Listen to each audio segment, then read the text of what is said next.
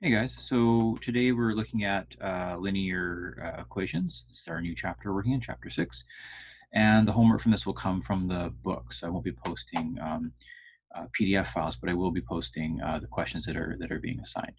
So I'm going to switch over to sharing my notebook with you guys so you can see the questions here. Oops, choose that. There we go. So hope you can see that. I'm going to just move a few things around here. You guys may not be able to see what I'm looking at, but there we go. Okay, so looking at equations, you can see we have 3 equations here. And so once again, feel free to stop the video as we go through and try some of these problems. I'm going to get rid of my video caption here if I can. Okay, no, not letting me do that.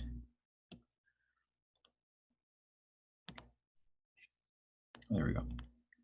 Stop that. Okay, so we have these 3 equations, and so I guess the first thing is what is an equation? So looking at an equation, obviously we see an equal sign, so it's important to understand that equations are generally saying that something on the left is the same as something on the right.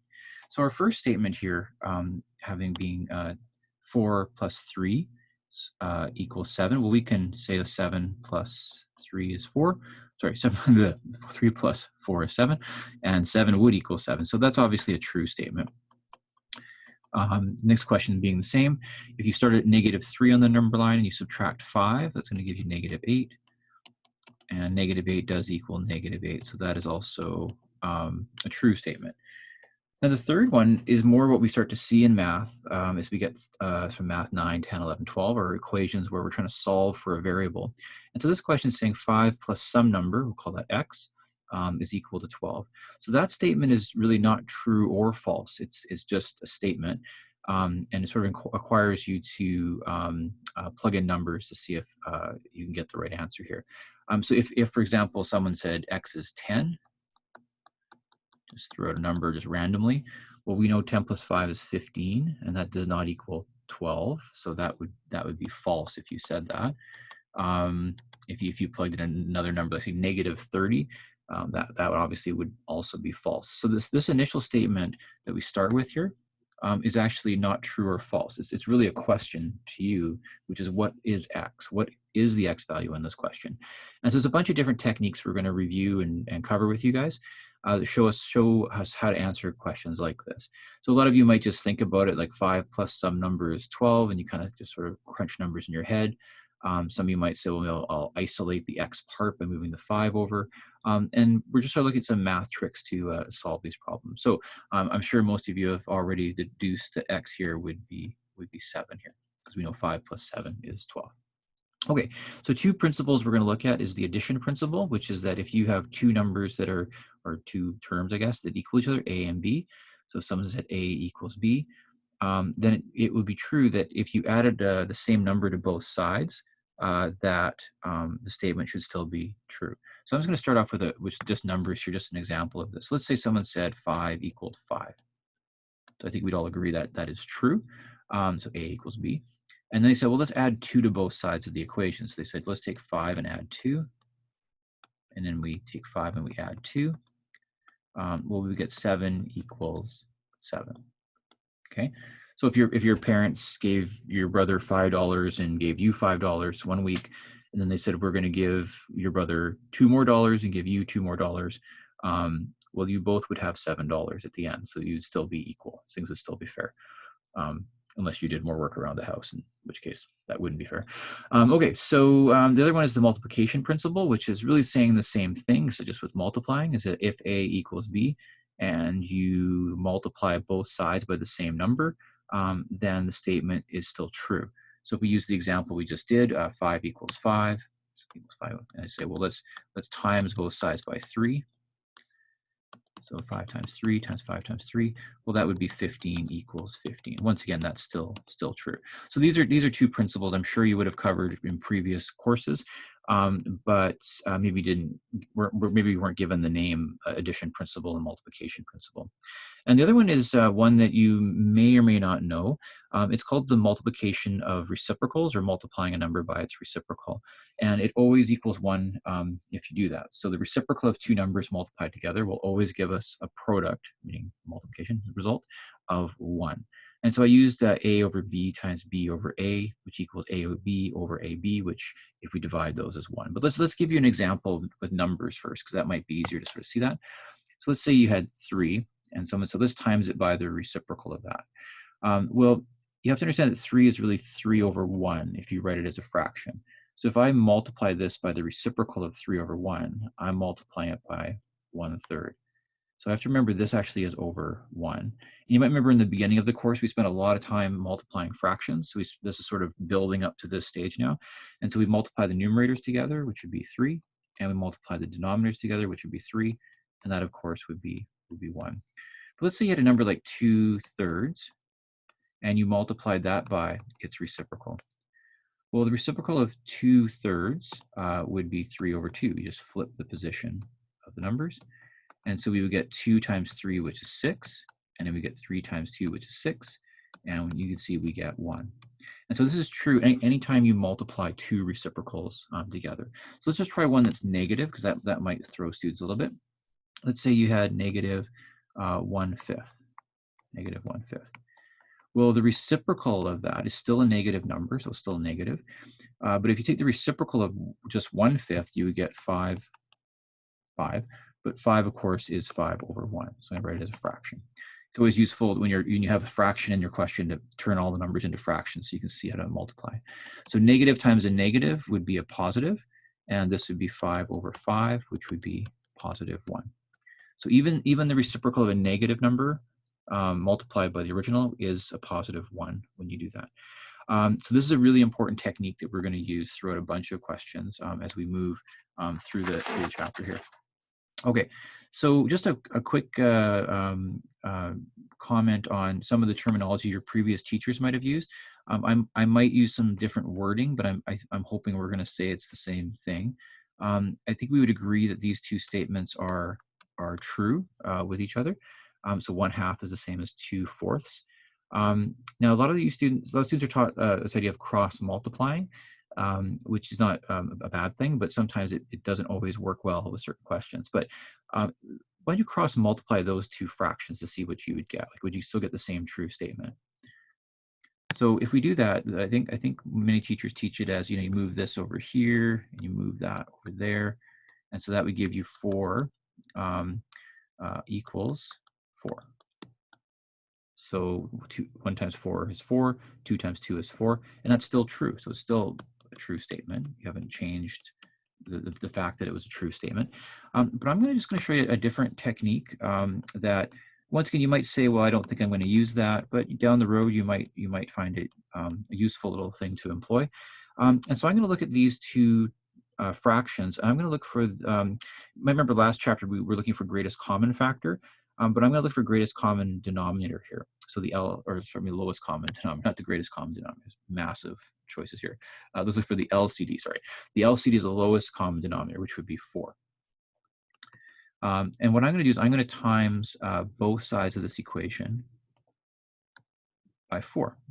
Because remember, whatever I do to one side, I have to do to the other. So this is the multiplication principle. And since I have fractions here, let's turn this 4 into 4 over 1. Okay. So 4 over 1 times 1 over 2 would be 4 over 2, which would be 2. And 2 times 4 is 8 over 4. Well, 8 over 4 would reduce down to 2. And once again, that's a true statement here. So there's nothing wrong with doing it the way we did above in most of the questions we're going to show you. But another little trick we will teach you guys down the road is that if you multiply through by the LCD, that's just another way to get rid of the fractions. And it also produces a true statement. Because remember, whatever you do to one side, you have to do to the other. So these next few questions, why don't you pause the video, think about which of the two principles here you're going to be working with, and try these questions. I put 6 up here for you. And so I would encourage you to pause the video and then maybe check my my solutions afterwards. Okay, so if you've tried them all already, I'm going to take a look at the first question. So we're looking for what's going to method here to isolate our x values. So I'm going to move this down here. So we want to really isolate x. X is the unknown thing in the question, the thing we're trying to figure out the value of.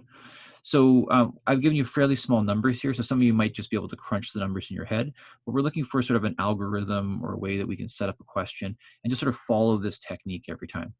So right now we're adding 4 to the left side to find the x here. So to get x all by itself, I'd want to get rid of that 4. So that 4 is positive right now. So if I want to get rid of the 4, I'm going to subtract 4 from both sides. So I'm going to minus 4 here. See, minus a 4. And on this side, I'm going to minus a 4.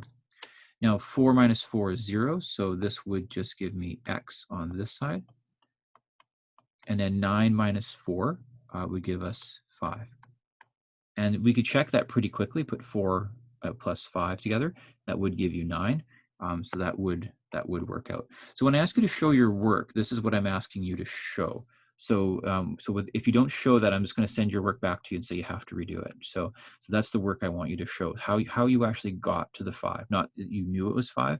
Because I think what we're trying to illustrate here is how do you determine how do you show that you understood what the value is here. Okay, so next question.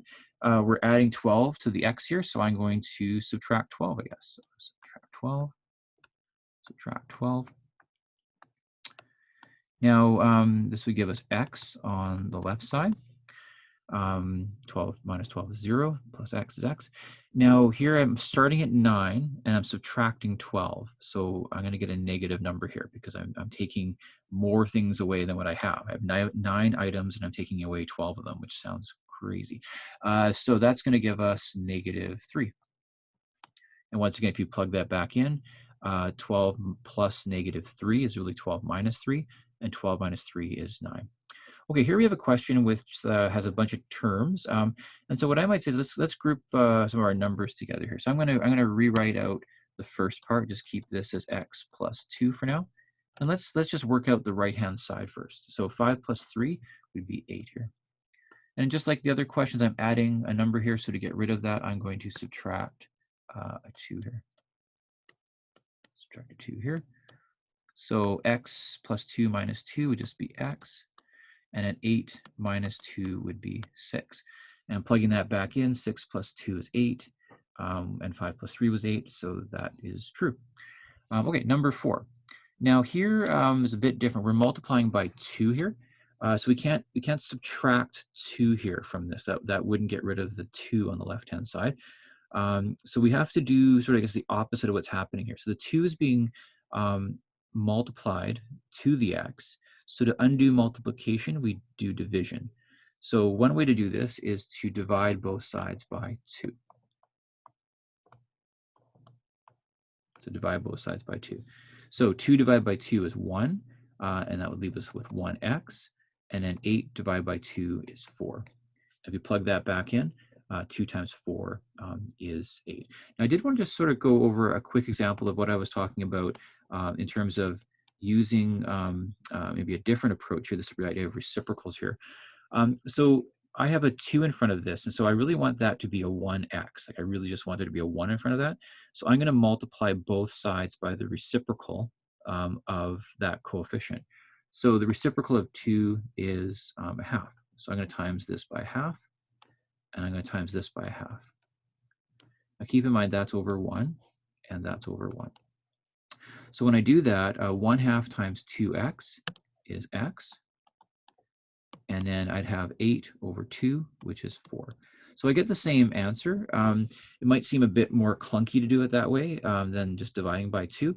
And so I would say probably for this question, I would have just divided by 2. That would have been sort of the quicker way to do that. But once again, it's an approach that will become maybe more apparent why that's useful for you down the road here. Okay, so next question, here we are dividing x by 3. So I'm going to undo that by timesing both sides by 3. Or you could think of it as multiplying by the reciprocal, because really if you have x over 3, the number in front of the x is 1/3. That's the same as 1/3 x. So really the reciprocal of 1/3 would be 3. So I'm going to multiply both sides by 3. But remember, because it's a fraction, let's write it as 3 over 1. And then we'll write this as 3 over 1 here. Okay, so this would be x on this side. And then we'd have 27 times 3, which is 81 here.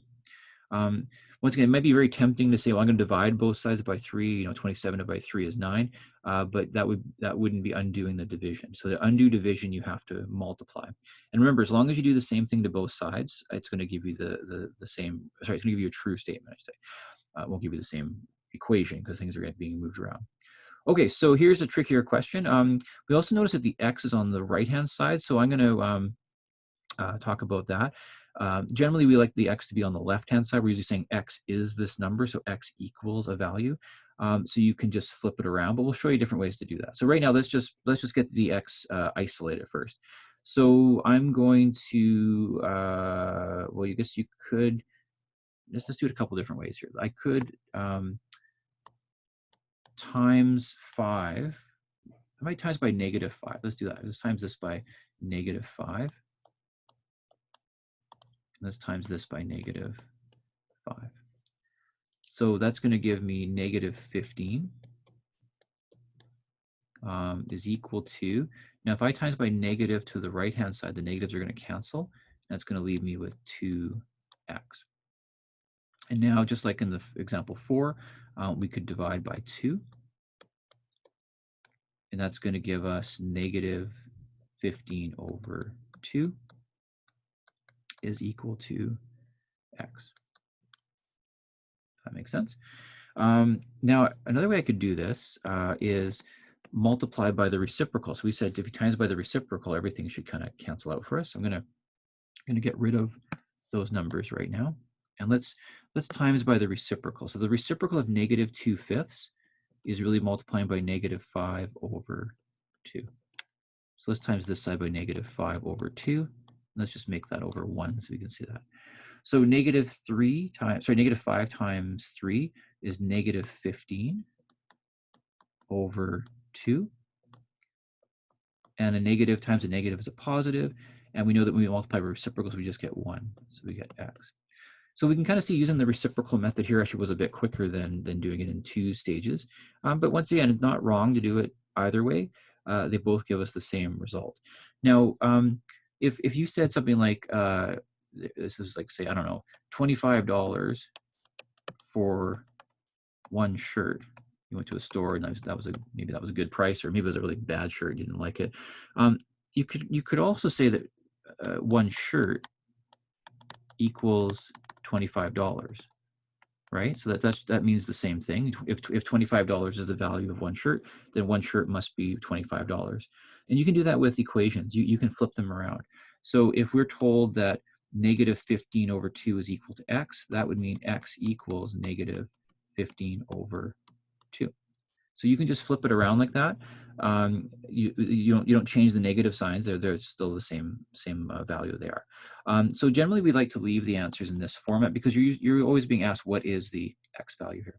Okay, so maybe pause the video here and see what you think about this question. Okay, so this one here, you can do this once again different ways. It's a little trickier with all the fractions, but I'm going to isolate the x part here.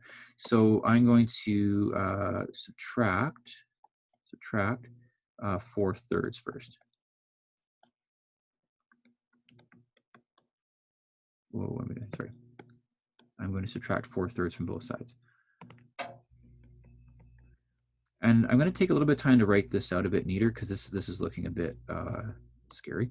So I've got -5/6 on that side, and I'm subtracting 4/3. So you might remember when we work with fractions and we're adding and subtracting, it's usually quite helpful to work with common denominators. So the common denominator here is definitely going to be 6's.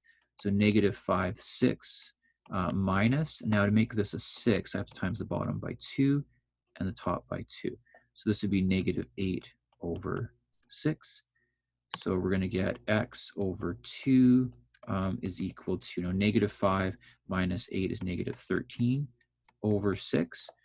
And I guess if I times both sides by 2 here, let's draw an arrow here, x over 2. I'm going to times this side by 2, the reciprocal, times this side by 2. Don't forget it's over 2 over 1. So that's going to give us x, it's going to give us x actually.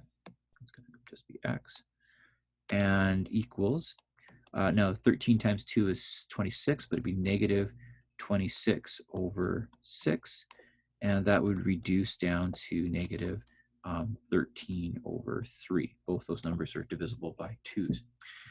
Now, I do want to show you just another technique that you might find really helpful with these kind of questions when it's a bit bigger looking like this here.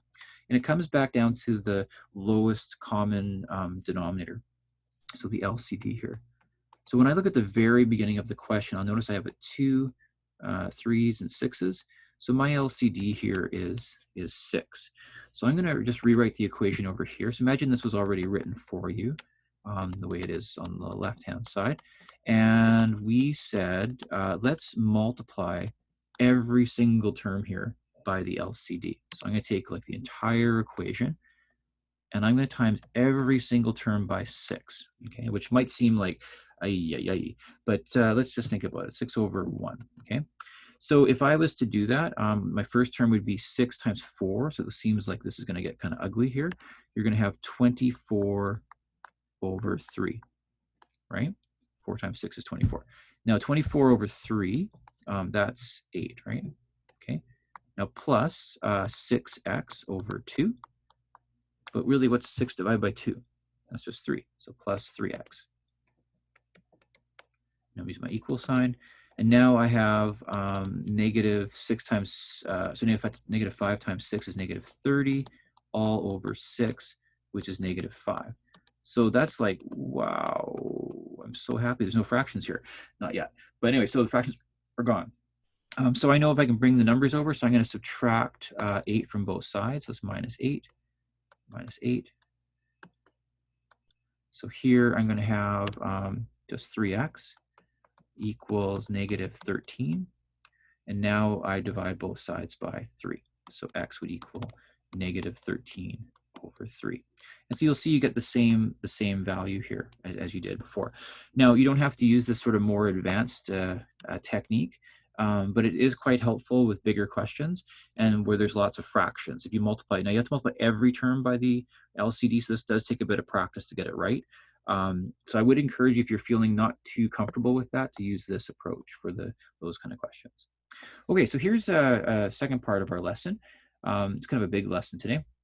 We're using, title here, is how to interpret mathematical statements but into words. Okay, so that is not grammatically correct. How to interpret mathematical statements into words. How about, let's take the but out, get rid of your but. There we go. So, so interpreting mathematical statements into words. From words maybe. Boy, I'm having a hard time today. I was doing 2 things at once, from words. So basically, you're given these words, and you're being asked to write mathematical statements. So the first example is an addition question, which is the sum of a number and 7. So that's x plus 7. For subtraction, 4 less than a number is x minus 4. For multiplication, 4 times a number is 4x. And division, 1/3 of a number is x over 3. Now, what we're trying to get you to hear is this idea that there's going to be a variable x. So let x equal the number. So you're basically writing a statement that has the letter x in it and then whatever other information is in the question. So maybe pause the video and we'll come back and show you how to, pause the video, try to write statements for these other statements we have here. Okay, so hopefully you've done that. So our first one is 5. Let's do all the addition ones first, okay? So 5 more than a number. So if the number is x, so if you're maybe saying your age is 5 more than your brother's age, well then you would take your brother's age x and you would add 5 to it. 3 added to a number. Well, 3 added to a number, so that would be x. And if you wrote this as x plus 3, that's still actually okay because that's true for addition. You can get away with that. You can't get away with that with subtraction though. Now a number increased by 8. Well, if the number is x and you increase it by 8, you'd be adding 8 to it. Now, for subtraction, we have 10 minus a number. So if the number is x, oh, sorry, 10 minus a number here. Good picture, man. So my son just showed me his awesome picture. Good work, buddy.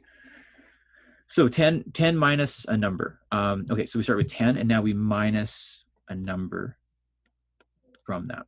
Notice that's different than the one above it, which is 4 less than a number. And note that here, this would not be true to say that 4 minus x is the same thing. And it would not be true to say x minus 10 is the same thing. So that would be incorrect to do that. So you don't want to make that mistake. The last one here is a number decreased by 2. So the number is decreased by 2. So a number x, and we decrease it by 2, would be x minus 2. Okay, so for multiplication, we have 3 sort of choice here. 25%, sorry about that, my screen is messed up here. 25% of a number. So 25% written as a decimal, so 25% written as a decimal is equal to 0.25. So 25% of a number would be 0.25x. So the word of here in math means multiply. Now triple the number, well, that's like 3 times that number. So if I said you were, say you're, I don't know, how old are you guys? You guys are 16 maybe? So if I said 3 times your age, well, that would be your age, 16 times 3. So that would be big, you'd be almost my age. So that would be 3x then. And now here's a common word we see in math, which we should associate always with multiplication, is the word product. The product of a number and 5. So it means you're timesing a number and 5. So that means 5x. We tend not to write it as x5. We usually write the coefficient in front. So it's a bit different than maybe with the addition rules where you kind of flip it around sometimes, but that's better to say maybe 5x here. So for division, we have 1/3 of a number is x over 3. And now, once again, just like the word product relates to multiplication, the word quotient refers to division. So the quotient of a number and 6. And look at the one below that, the quotient of 7 and a number. So this is kind of like the subtraction where you have to write it the correct way. You can mess this up pretty easy. So the quotient of a number and 6.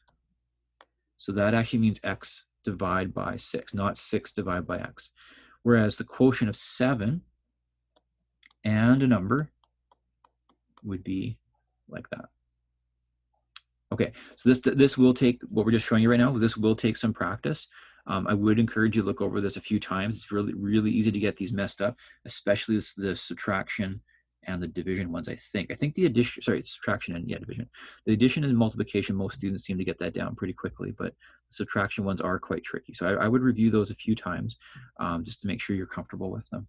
Okay, so we have 3 word problems we're going to work through, and we're going to use some of the techniques we're going to be using a lot of different techniques to solve these problems.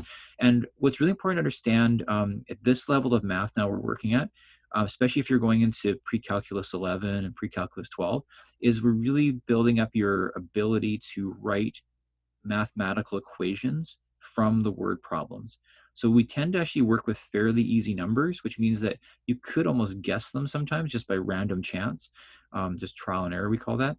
And so we probably would give you marks if you actually got the right answers, but we wouldn't give you full marks. So our marks that we award are for your ability to show us, can you actually interpret this question and write a mathematical statement? And that is a really hard skill for a lot of students, especially at the grade 9 level, where you're doing this maybe for the very first time you've ever done this. So I'm going to try to incorporate this into many of the lessons we're doing and just slowly build up this this way of doing problems. So if you feel a bit overwhelmed, that's normal, okay? So don't feel too down on yourself if you can't do this the very first time we try it, okay?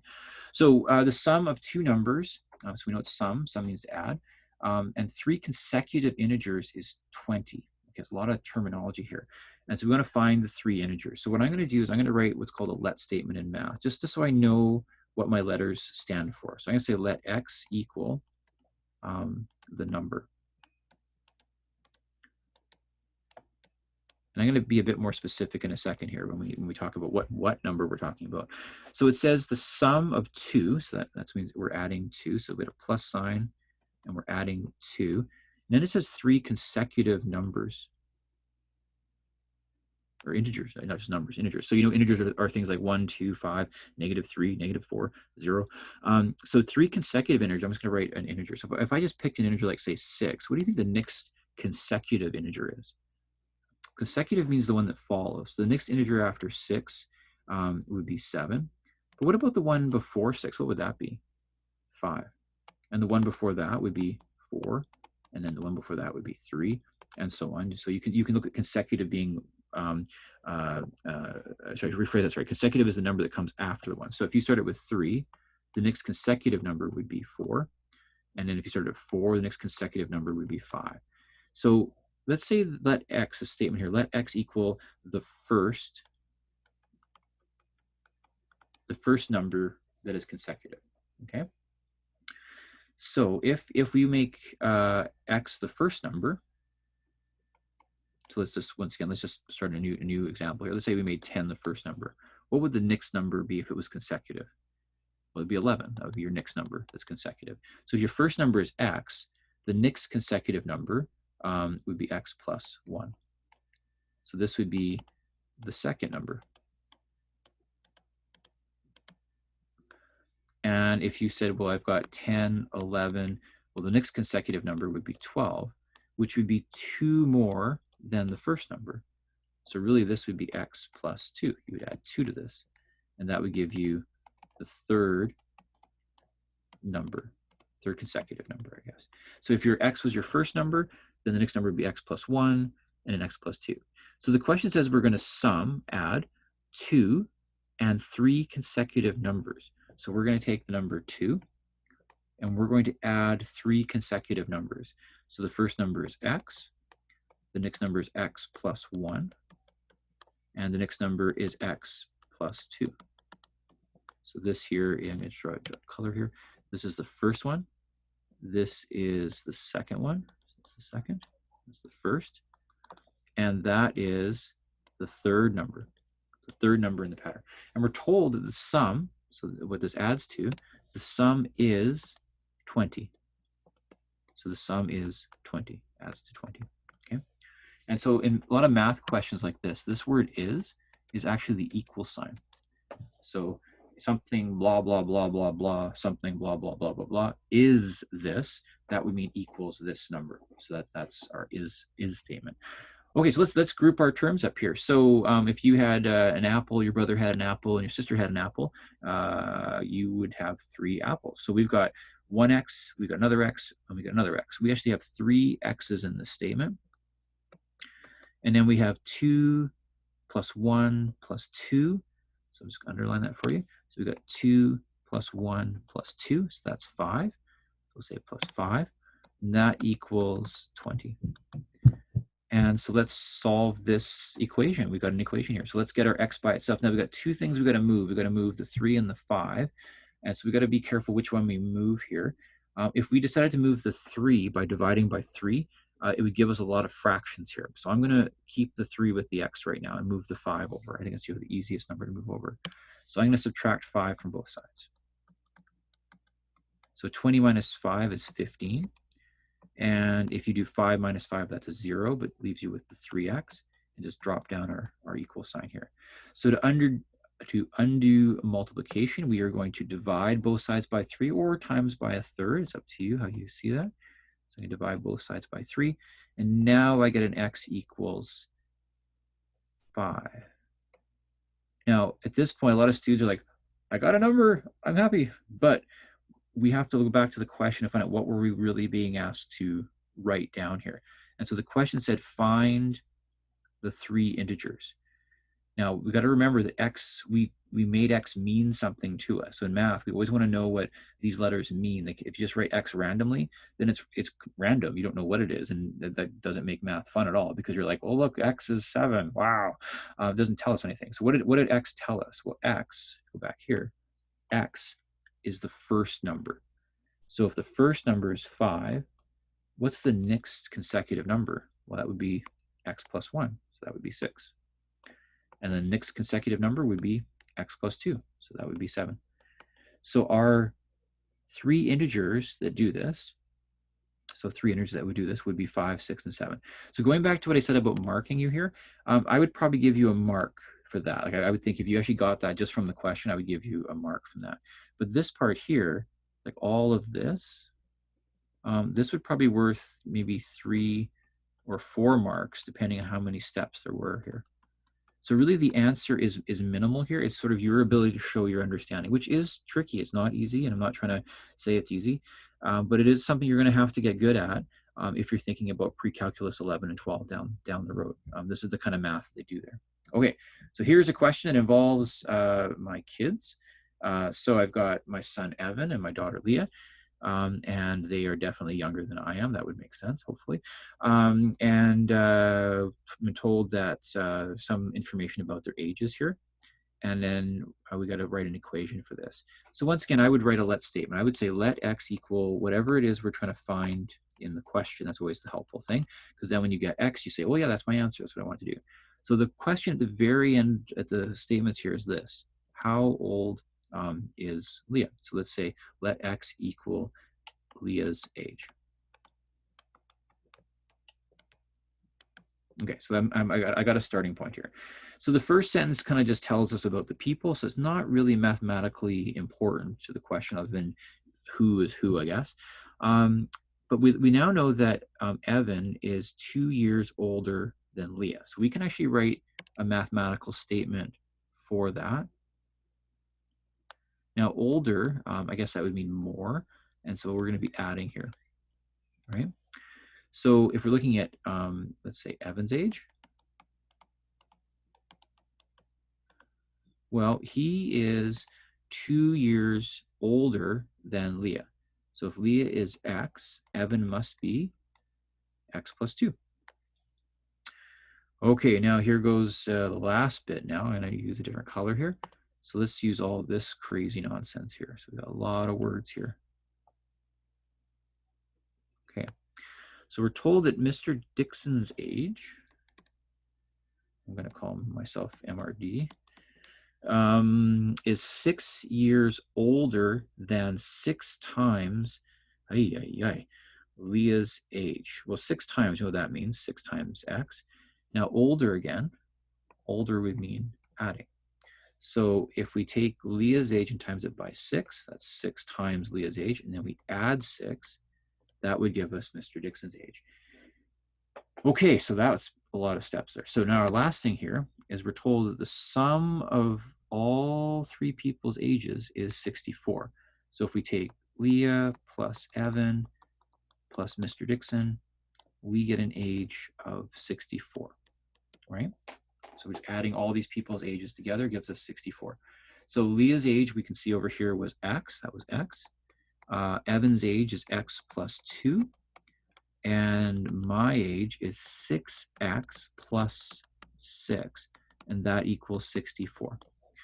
Okay, so let's group our x terms again. So we've got one x here, another x there, and we've got 6 x's there. So how many x's is that? 6 plus 1 plus 1, that's 8 x's. So we have 8x.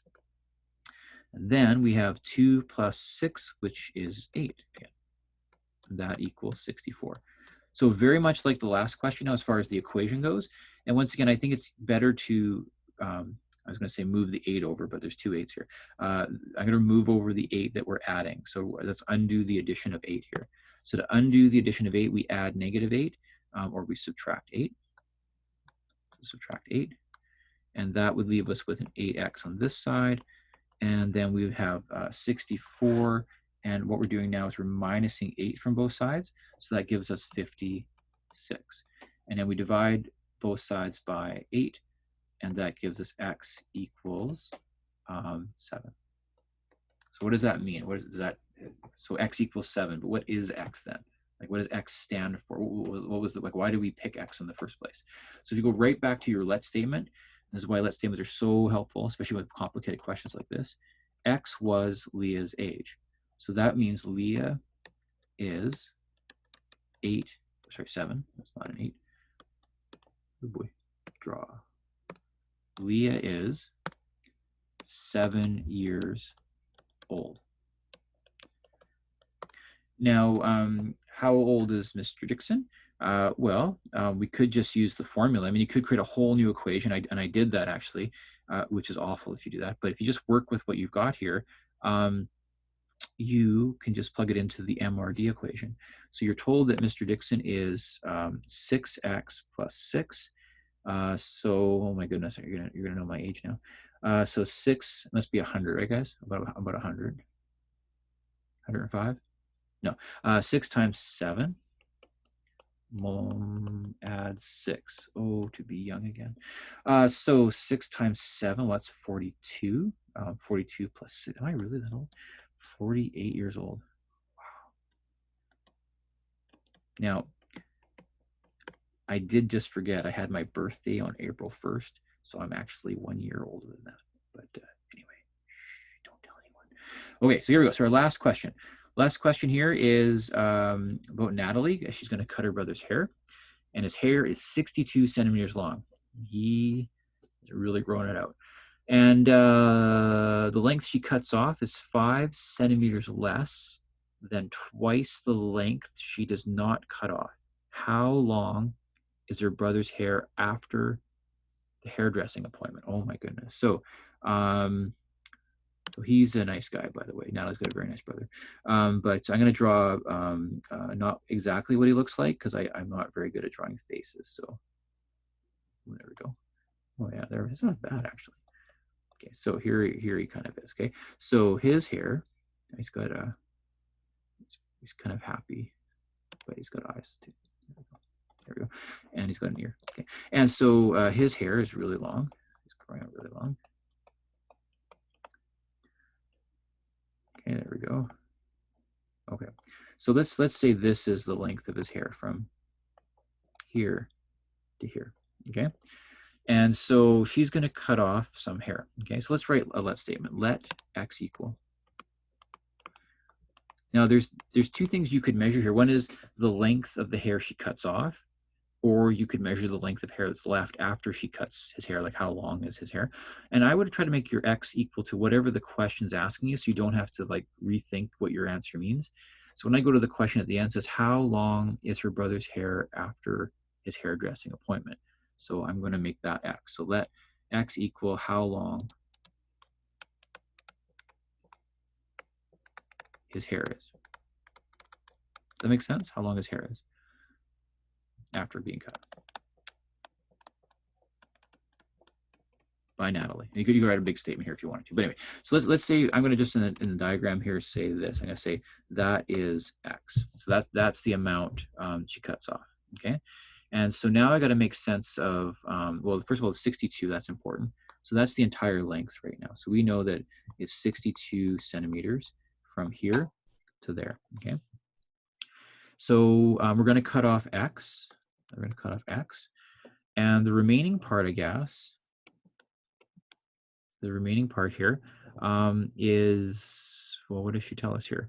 The remaining part here cuts off 5 centimeters less than twice the length she does not cut off. So that's a lot of words. So the part she doesn't cut off would be the part that's left, like what's actually how long his hair is. That actually would be x. So she cuts off 5 centimeters less. What does less mean in math? Less means subtraction, so we're going to subtract. What does twice mean in math? If you say something's twice, someone says, I'm twice your age, or I'm twice as nice as you are. Hard to measure that. But anyways, twice means 2 times. So we're going to take the x value, what she doesn't cut off, and times it by 2, but less 5. So that would be twice what she doesn't cut off. What she doesn't cut off is x. So twice that, less 5. So we're minus 5. So that would be this part here. Let's write this in 2x minus 5. So we've got x and 2x minus 5. But what does that equal? Like how long is that line? Well, that line is the original length of hair, which is 62.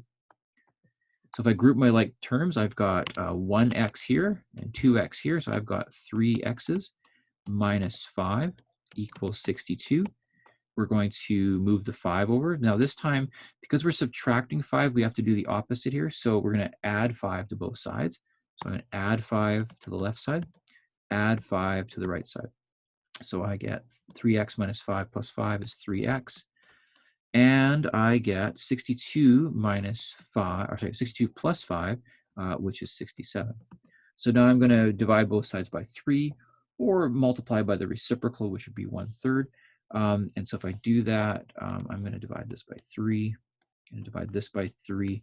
And so I get x equals 67 over 3, which I do believe is divisible. That gives us, or maybe it doesn't actually. Hang on. No, it doesn't actually, unfortunately. Okay, so that would give us 63 over, 67 over 3. Yeah, so now approximately, I guess we could say that that would be, and use these symbols here, approximately, because Natalie might want to know how long she cut off here, 22.3. Okay. I'm going to check my math here because I just want to make sure I did this correctly. So if I take 22.3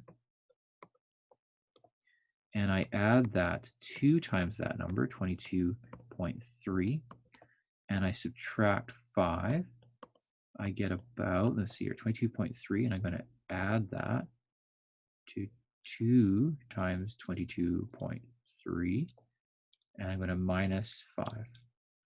And I get 62 approximately. Now it won't be exactly 62 because I'm using approximations of 0.3. If I was to use the actual fraction, 67 over 3, I would get the exact number right. So that would be kind of nice, actually.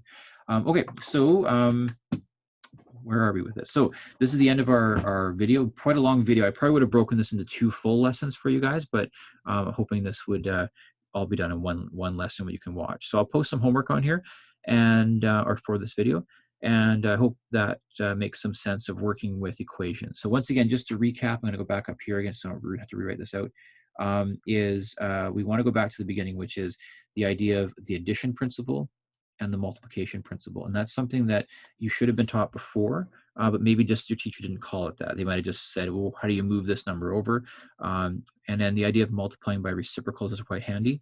So if you multiply by 2 reciprocals, you always get the value of 1. And remember that if the number starts off being negative, well, the reciprocal of a negative number is still negative. They're still going to be negative. And we know a negative times a negative is a positive.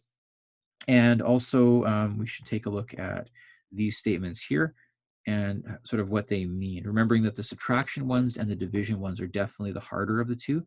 The harder of the 4 to deal with. And keywords like product, meaning multiply, and quotient, meaning division. And we'll talk more about that later. So the word problems, once again, could be quite tricky for you guys. It's probably the first time you've done some of these ones, but give them a try for the homework. And I hope you guys are doing well. And I think I'm going to turn off the video now because this is very long. So let me just stop sharing that screen and I'll stop recording. Take care, guys.